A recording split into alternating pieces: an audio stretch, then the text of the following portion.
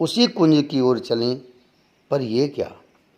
जैसे ही श्री राधा रानी वहाँ गईं और चार भुजा वाले कृष्ण के पास जाकर खड़ी हुईं, बजनाभ श्री राधा रानी की माधुरी शक्ति के आगे कृष्ण की ऐश्वर्य शक्ति कमज़ोर पड़ जाती है।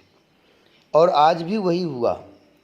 श्री राधा रानी आगे बढ़ती चली जाती हैं। कृष्ण श्री राधा रानी को देखते हैं, देखते ही उनकी ईश्वरता क्षीण होने लगती है। बढ़ते बढ़ते श्री राधा इतनी आगे बढ़ जाती हैं कि कृष्ण को छू लेती हैं। बस कृष्ण को जैसे ही छुआ श्री राधा ने, तुरंत दो हाथ गायब कृष्ण के। संपूर्ण ईश्वरता कहीं खो गई, क्योंकि माधुर्य के आगे ऐश्वर्य टिक ही नहीं सकता। बस फिर क्या था, हर्ष उल्लास में मग्न हो गईं गोपियाँ। कृष्ण को कोई निहारने लगीं अपलक, कोई गले लगाने लगीं, कोई अपना सिर कृष्ण के कंधे में रख झूमने लगीं। पर श्री राधा रानी ने हाथ पकड़ा कृष्ण का और पुनः उसी यमुना के पुलिन में आ गईं। यहाँ फिर क्यों? चंद्रावली ने श्री राधा रानी से पूछा। क्योंकि ये यमुना का पुलिन है, यहाँ कोई लता वृक्ष कुंज इत्यादि नहीं है, ये यहाँ कहीं छुप भी नहीं सकते। इसलिए सब बैठ जाओ और मध्य में इन्हें बिठाओ। चंद्रमा के पूर्ण प्रकाश में अब इनसे बातें होंगी, बतियाएंगी हम। बस फिर क्या था, सब चारों ओर से घेर कर बैठ गई। मध्य में खड़े हैं यमुना की बालुका में कृष्ण। सभी सखियों ने अपनी अपनी चुनरी उतारी और कृष्ण के आगे रख दी। इसमें बैठ जाओ। सखियों ने कहा, सबने यही किया। हजारों चुनरी वहाँ बिछ गई थीं, पर सबसे ऊपर श्री जी की चुनर नीलांबर, वो जब बिछी तब उसमें जाकर श्याम सुंदर विराजमान हुए। सब गोपियाँ देख रही हैं, कोई गुस्से में हैं, कोई अभी भी रो रही हैं। हम सब तुमसे कुछ पूछना चाहती हैं, बताओगे?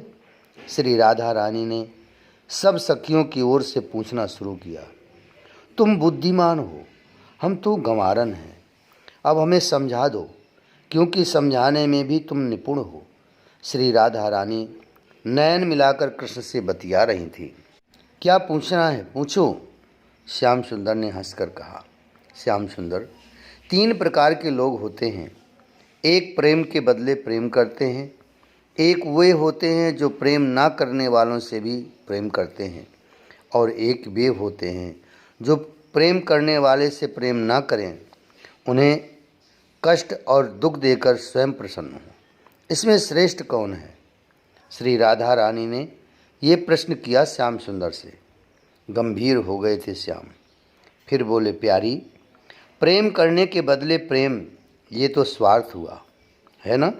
हाँ, प्रेम तो वो श्रेष्ठ हुआ जो प्रेम ना करने वाले से भी प्रेम करता हो। पर ये जो तीसरे दर्जे के प्रेम के संबंध में तुमने पूछा है कि प्रेम करने वाले को भी दुख दे या कष्ट दे, आज ये बनमाली गंभीर होकर बोल रहे थे। जो प्रेम करने पर भी प्रेम नहीं करते, तो इस प्रकार के दो लोग प्रसिद्ध हैं, एक आत्माराम और एक पूर्णकाम। हे मेरी प्यारियों, आत्माराम तो वह है जो अपनी ही आत्मा में रमण करता हो, यानी ऐसे सिद्ध महात्माओं से प्रेम करना, ये तो जीवन की धन्यता है, चाहे वो प्रेम करें या ना करें। पूर्ण काम से प्रेम करना, ये भी उपलब्धि ही है, क्योंकि जिसकी कामनाएं पूर्ण हो चुकी हों, वह एक प्रकार से निस्वार्थी ही हो। तो फिर ऐसे स्वार्थ रहित मनुष्य से प्रेम करना, ये उपलब्धि है जीवन की। पर इनके अलावा जो प्रेम करने पर भी प्रेम नहीं करते, वो या तो कृतघ्न हैं। कृष्ण गंभीर ही बने रहे और बोलते रहे। ये कृतघ्नि क्या होता है मोहन? प्रश्न है। कृतघ्नि उसे कहते हैं जो किए हुए उपकार को ना माने। कृष्ण का उत्तर, और एक निम्न श्रेणी और वो होती हैं द्रोही कुपुरुष। एक कृष्ण ने गंभीरता के साथ ये बात कही, हे ब्रज गोपियों, जो प्रेम का बदला प्रेम से न चुकाए वह अगर आत्माराम नहीं है, पूर्ण काम भी नहीं है, तो वह अवश्य कृतघ्नि है या द्रोही कुपुरुष है। तुम क्या हो? श्री राधा रानी ने कृष्ण की आंखों में गहराई से देखा और पूछा। शक पका गए कृष्ण इधर उधर देखने लगे। बताओ, तुम आत्माराम हो नहीं, पूर्ण काम भी नहीं हो। अगर आत्माराम होते तो हमें क्यों बुलाते बांसुरी बजाकर? पूर्ण काम नहीं हो, पूर्ण काम भला माखन चुराएगा, चीर चुराएगा, तो क्या यह कृतघ्नि है? चंद्रावली ने श्री राधा रानी से पूछा। नहीं, कृतघ्नि तुम नहीं कह सकती इन्हें, क्योंकि किए का उपकार ये मानते हैं। हमने रोते हुए गीत गाया, ये आ गए, फिर ये क्या है? सब हंसने लगीं। द्रोही कुपुरुष, मैं तुम्हारे हास्य को समझता हूँ। कृष्ण गंभीर ही बने रहे। मैं तुम लोगों के प्रेम को नहीं समझता, ऐसा नहीं है, पर प्यारी, मैं ये चाहता हूँ कि तुम्हारा प्रेम बढ़ता रहे, बढ़ता रहे।